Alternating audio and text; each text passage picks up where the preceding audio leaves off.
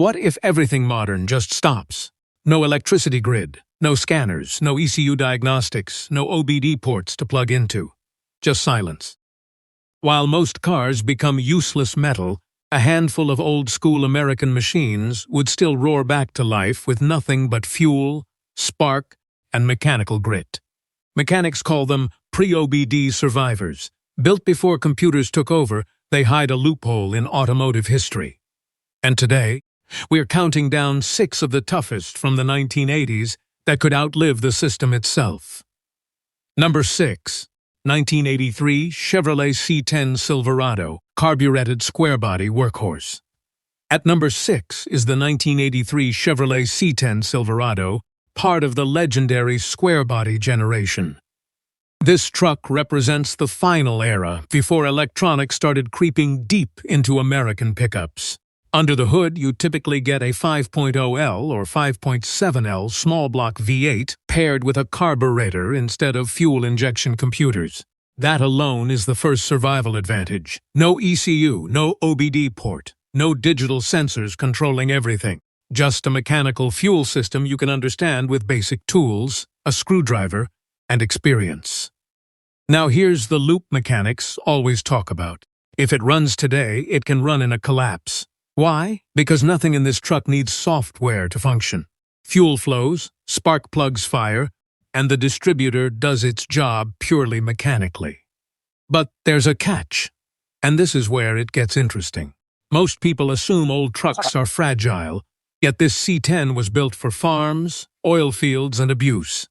If you can keep fuel clean and spark consistent, it doesn't care what's happening in the outside world. Even more surprising, parts interchangeability is insane.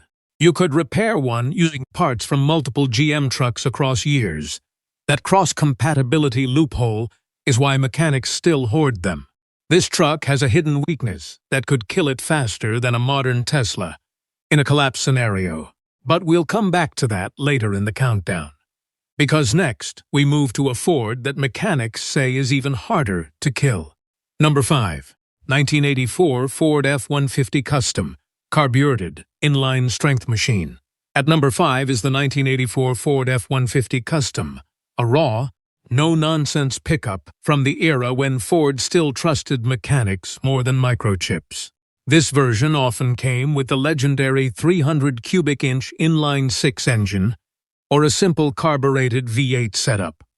And this is where things get interesting. Unlike modern trucks that rely on sensors to decide everything, this F-150 runs on pure mechanical logic. Air, fuel, spark, nothing else. Here's the survival loop mechanics always point out. Even if you strip modern infrastructure away, this engine doesn't care. It will still turn over as long as you can supply fuel and ignition. But there's a deeper advantage hidden in plain sight. The 300 inline-six is known as a tractor engine, disguised as a pickup motor. It's understressed, slow-revving, and built for torque instead of speed. That means it can run in terrible conditions without destroying itself. And here's the twist that keeps enthusiasts hooked. In a grid collapse, complexity becomes weakness, but simplicity becomes currency. This Ford is so simple that even improvised repairs become possible. Points ignition systems, mechanical fuel pumps, and basic carb tuning can be fixed without diagnostic tools. However, there's a psychological trap here. Many people think old equals indestructible. That's not true. If fuel quality drops or ignition timing drifts, performance collapses fast. Still, compared to modern electronically controlled engines, this truck feels almost unstoppable. And just when you think Ford has the edge, the next entry shifts the entire conversation toward durability under extreme neglect. Because number 4 is something mechanics call unfairly tough. Number 4. 1982 Dodge D150 Adventurer, lean mechanical survivor build.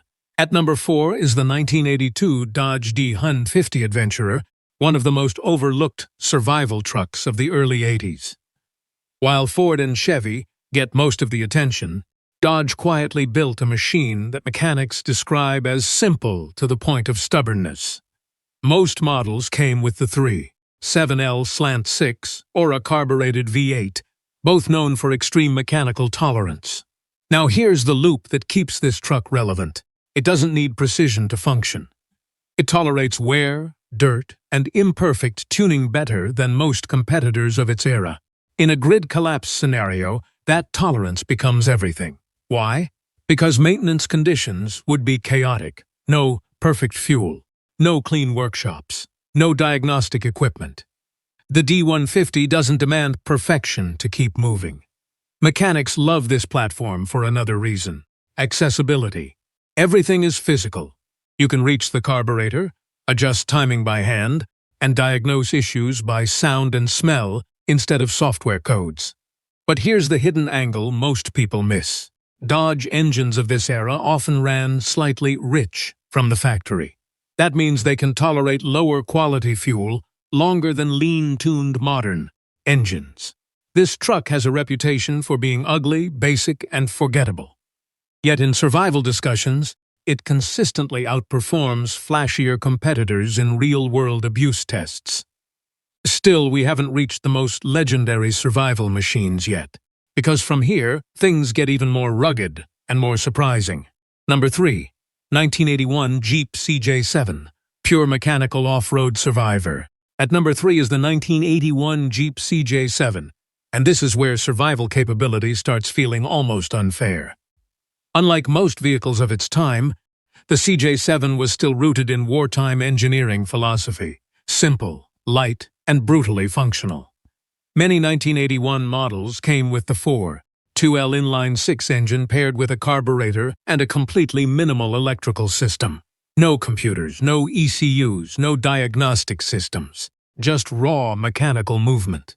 Here's the survival loop mechanics constantly highlight: if the world collapses, roads won't matter, control will.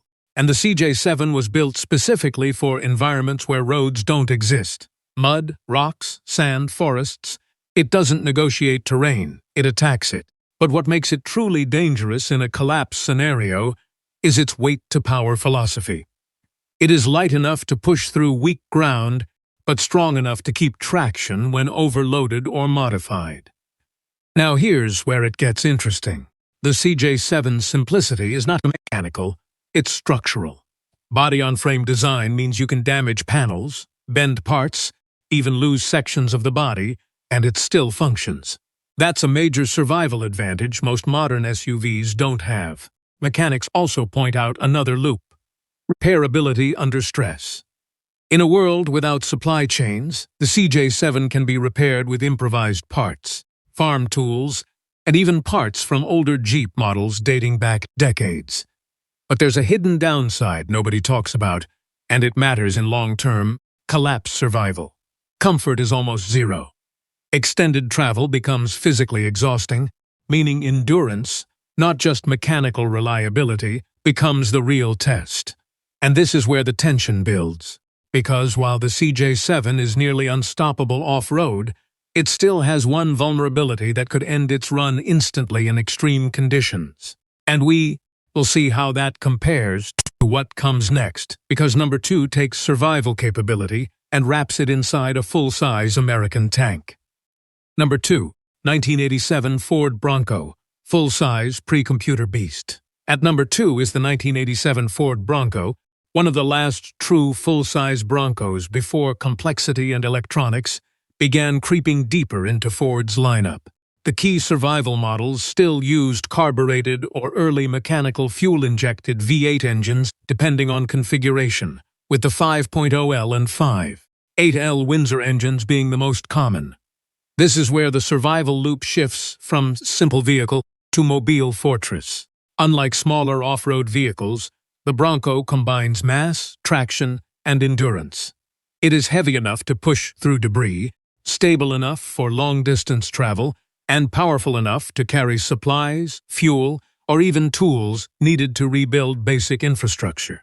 Mechanics love this platform for one major reason: it is forgiving. You can overheat it, overload it, and still bring it back to life with basic mechanical intervention. Here's the hidden loop that makes it terrifying in a collapse scenario: redundancy.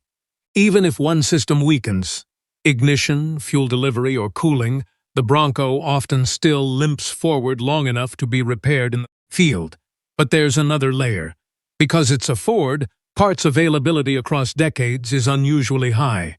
That means scavenging becomes a real survival strategy, instead of a dead end. Now here's the hook that keeps enthusiasts obsessed. The Bronco feels unstoppable, but it carries a known weakness in prolonged strain: fuel consumption. In a collapse scenario, range becomes survival currency, and this vehicle spends it aggressively. Still, compared to almost anything modern, it is brutally dependable. And now we reach the final entry. The one mechanics describe not as a vehicle, but as a last resort machine that refuses to die. Because number one is the closest thing America ever built to a collapse-proof classic. Number 1. 1984 Chevrolet K5 Blazer, ultimate pre-OBD survival icon.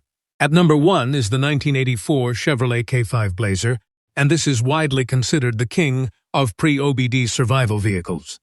Built on the same square-body platform as the C10, but reinforced into a full-size SUV, the K5 Blazer combines simplicity, durability, and adaptability in a way few vehicles ever matched. Most 1984 models came with carbureted small-block V8 engines like the 5.0L or 5.7L, paired with mechanical fuel delivery systems and minimal electronics.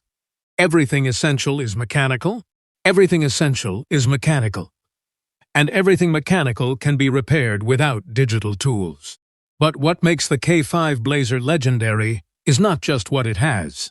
But what makes the K5 Blazer legendary is not just what it has, it's what it doesn't.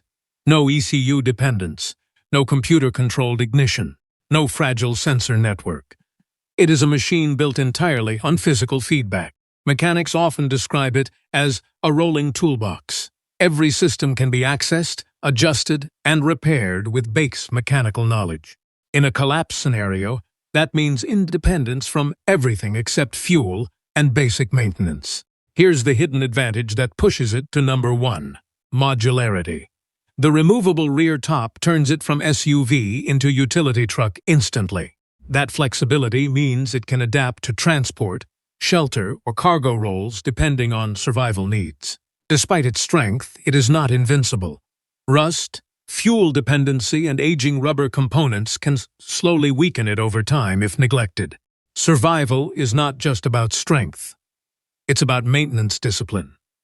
Still, compared to everything else on this list, the K5 Blazer is the closest thing to a mechanical survivor built for uncertainty. So if the grid ever failed tomorrow, these machines wouldn't need software updates or scanners. Just fuel, spark, and skill. The real question is, would you know how to keep one alive when everything else goes dark?